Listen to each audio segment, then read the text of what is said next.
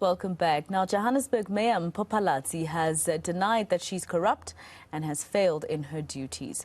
Phalatse says she and other members of the DA in the city are being targeted because they're rooting out corruption. She says attempts to remove her as the mayor won't succeed. Phalatse says last week's motion of no confidence against Speaker Vasco da Gama passed because people were bribed. Let's speak to Heidi Giokos, who had a sit-down with the executive mayor. Heidi, it seems the executive mayor doesn't think that this looming vote of no confidence against her will succeed.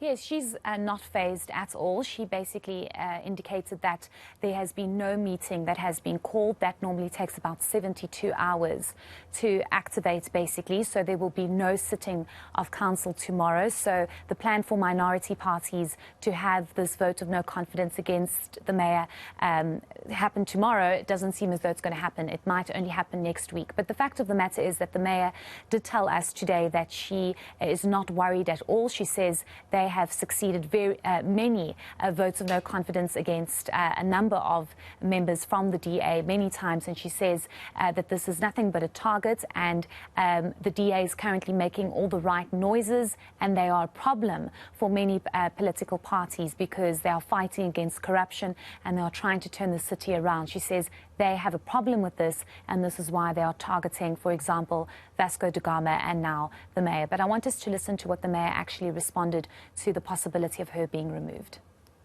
It's untrue that we've not done anything. There's other issues. We believe that there is a move to get a hold of the city's budget.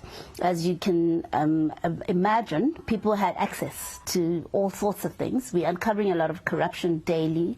We're referring cases to Group Forensic and Investigation Services daily. We are serious about rooting out corruption, and they don't like that. They don't like that because we believe some of them are implicated. We know some of them are implicated. It's not yet time to give facts, but we will in due course. And it will make sense why they're driving to remove us. We won't allow it, not on our watch. We will fight. The coalition is strong and it's standing. The good news is that it wasn't the coalition partners that broke away from the coalition. Of the 9 partners, it was only one party that said to their councillor they must vote with the motion of no confidence. The rest of the parties gave a clear directive that the motion must be opposed.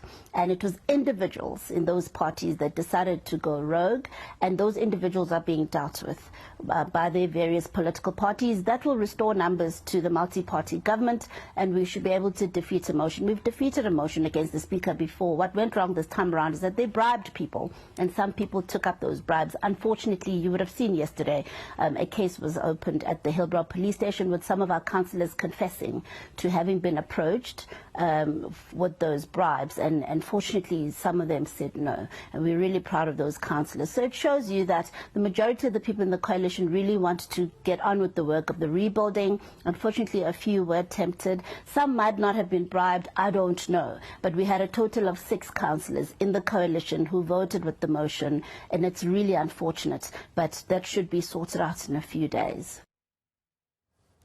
So with all the political infighting and the service delivery that she's accused of not actually worrying about, did she have anything to say about that? Well, she says again that this is nothing but propaganda. She's indicated that, in fact, being in that position as mayor of the city of Joburg for the past 9 months or so, she's been able to turn the city around. She says that she has made significant progress in the number of issues when it comes to service delivery.